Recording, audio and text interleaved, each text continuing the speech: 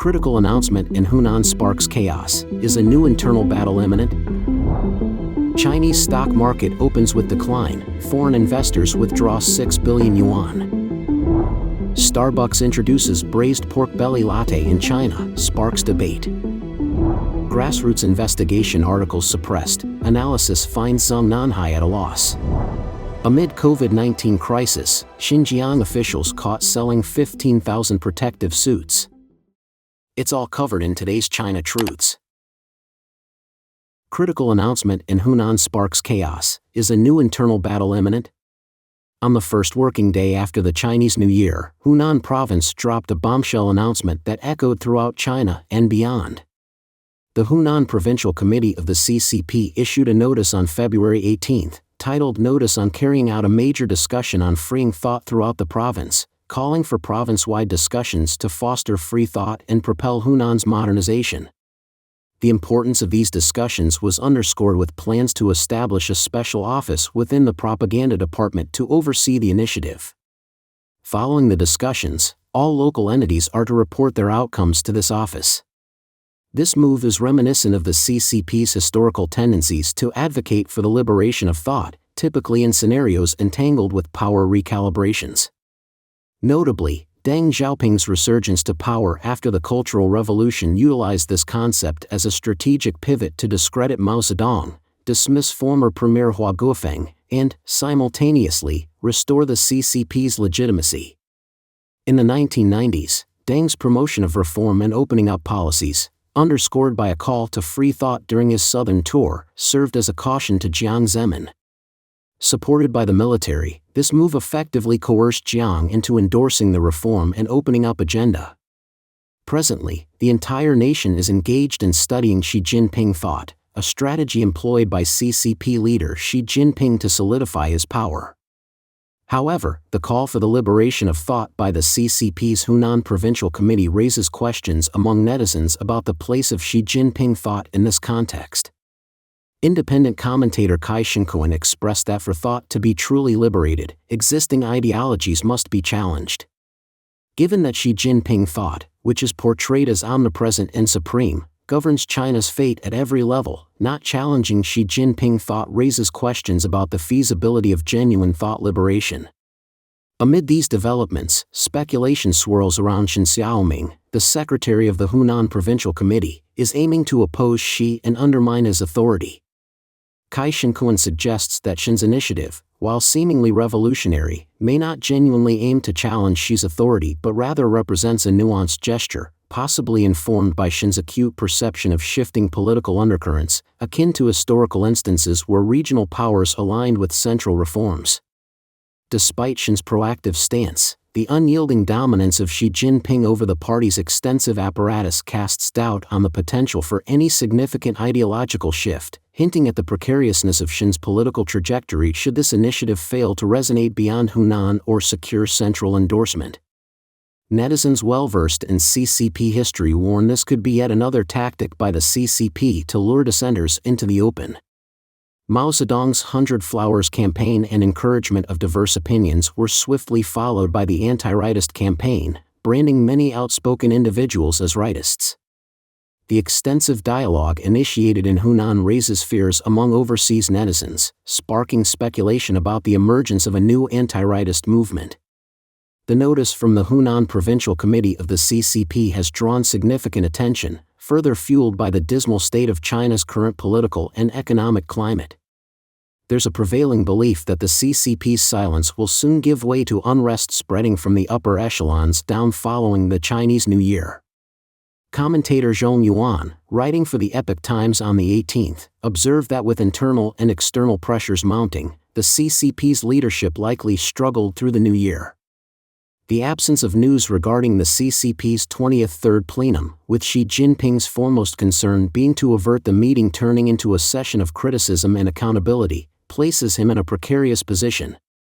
The Central Committee members, personally chosen by Xi, are at risk, complicating how to justify the military unrest, economic downturn, and successive diplomatic setbacks.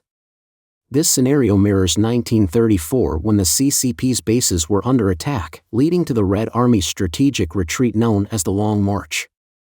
By 1935, the CCP convened the Jinyi Conference for a comprehensive review and leadership overhaul. Should the 20th Third Plenum undertake a similar review, the Central Committee would undeniably face censure. Zhong Yuan noted the circulation of rumors, including Xi Jinping relinquishing the role of General Secretary and the potential ascent of Kai Chi, revealing signs of discord within the CCP. Despite the Central Committee's reluctance for self-scrutiny, they cannot silence the increasing skepticism. The New Year period saw a series of calamities across China, from a devastating family murder in Rizhao, Shandong, to widespread smog and the shutdown of numerous toll stations in several provinces, alongside earthquakes in Tianyi County, Guangxi, and 2 counties in Xinjiang. Even Xi Jinping's old friend Vladimir Putin stabbed Beijing in the back during the Chinese New Year.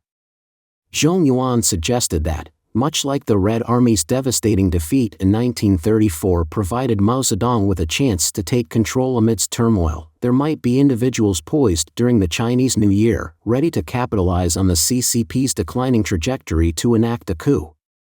In this period of quiet during the New Year, the party's top officials are likely concocting new strategies for internal conflict, setting the stage for an imminent showdown between forces aiming to seize power and those opposing such moves. Chinese stock market opens with decline, foreign investors withdraw 6 billion yuan. The Chinese stock market's first trading day post-New Year underwhelmed, with modest gains triggering immediate sell-offs.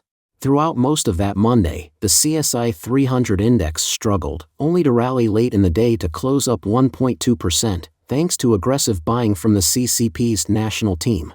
The Shanghai Composite Index edged up by 1.56% to 2,910.54 points, the Shenzhen Component Index by 0.93% to 8,902.33 points, and the Chi-Next Index by 1.13% to 1,746.42 points, with the Shanghai Index notably crossing back over the 2,900-point mark.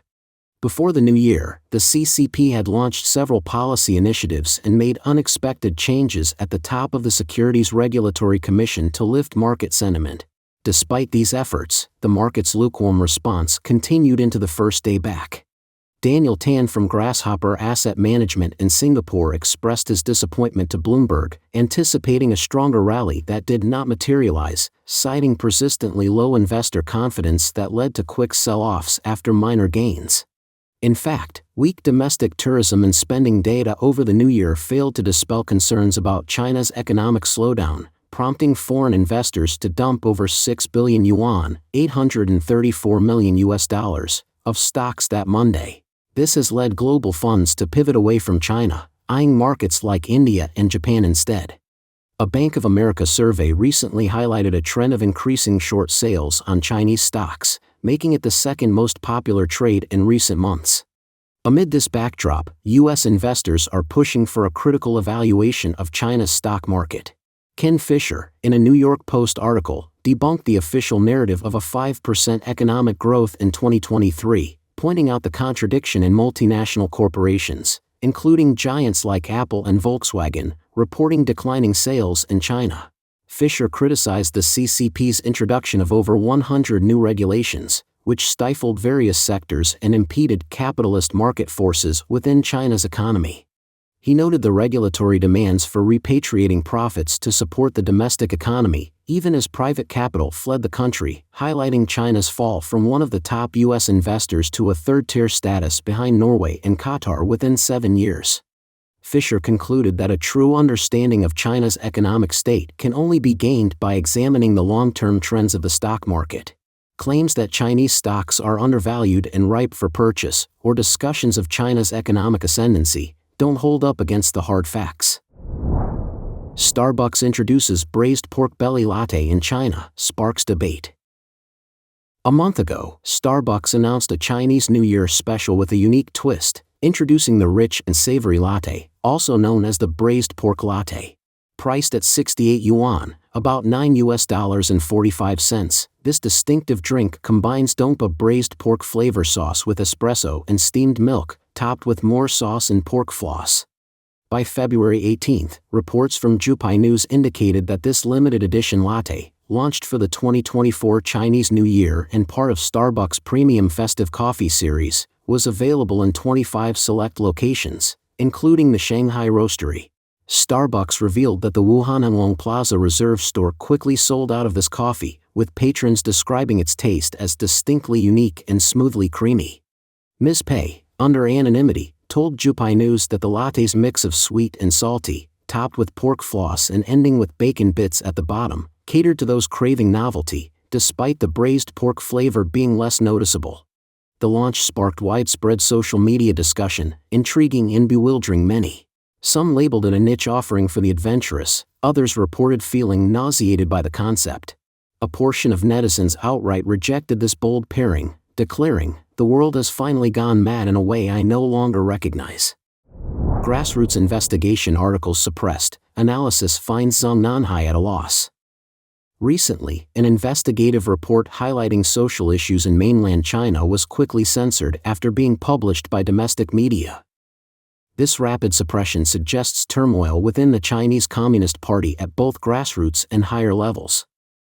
Authored by Lu Duan, a sociology professor at Wuhan University, Another Side of the Economy, a grassroots investigation delved into the broad impacts of the economic downturn and the faltering state of grassroots governance.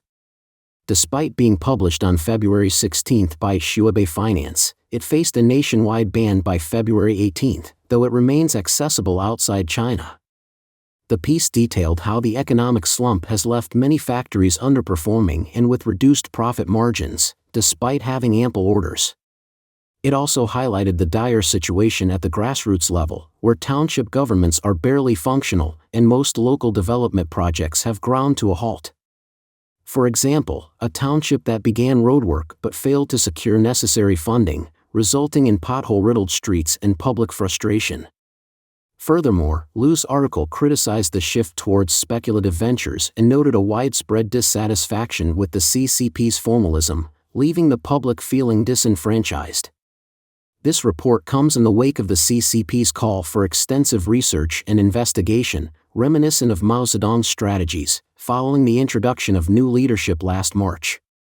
The censorship of this report underscores the CCP's current disarray and fear of losing control, as noted by Mr. Lai Jianping, a former Beijing lawyer and chairman of the Federation for a Democratic China Canada. He highlighted the CCP's pretense of addressing issues and showing empathy, which collapses when genuine insights emerge, leading to censorship out of fear. Mr. Wang He, an expert on Chinese politics, reinforced this view, noting the CCP's reliance on controlling information. The internal rivalry within the party makes truth-telling risky, leading to a culture where only research that aligns with the leadership's narrative is tolerated. He pointed out that the system is designed to project an image of satisfaction, risking officials' positions if the true situation is reported. Publishing such insider findings in the mass media crosses a line with the authorities, resulting in inevitable censorship, further illustrating the regime's extreme measures to maintain its facade. The CCP regime is rotten at the bottom, reflecting danger at the top.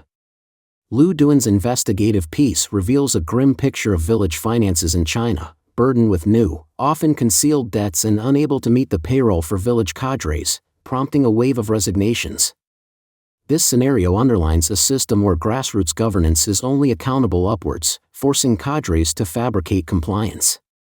Often, villages lack the resources to fulfill higher-level directives, leading to financial shortcuts that worsen their economic woes. Wang Yi views Lu's article as a cautious understatement of a much graver reality. He comments, the CCP's Rural Governance Foundation has already crumbled. The recent establishment of the Central Social Work Department, tasked with supervising grassroots governance, merely targets and monitors the lowest social strata. In the face of China's ongoing economic slump, CCP leaders have insisted on a narrative of economic positivity. However, the censorship of Lu Duan's article and the deletion of other sensitive content earlier this year highlight a refusal to confront harsh realities. Mr. Wang Yi criticizes the regime's forced optimism as ludicrous, arguing that no amount of rhetoric can mask economic hardships. The exaggeration pervasive in CCP officialdom becomes apparent during crises, revealing the so-called grassroots fortress as nothing more than a facade.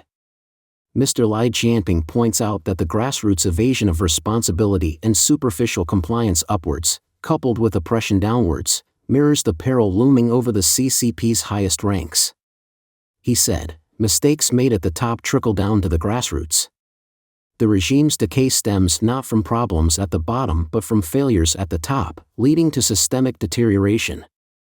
Therefore, when grassroots officials resign or merely go through the motions, it's a sign of grave trouble.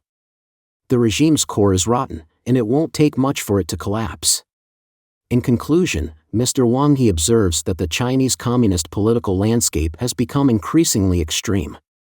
In addition to stringent online censorship, top party officials now attend New Year gatherings surrounded by security personnel, indicating deep-seated paranoia and a lack of trust within the leadership.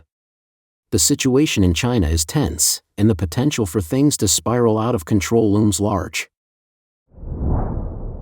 Amid COVID-19 crisis, Xinjiang officials caught selling 15,000 protective suits.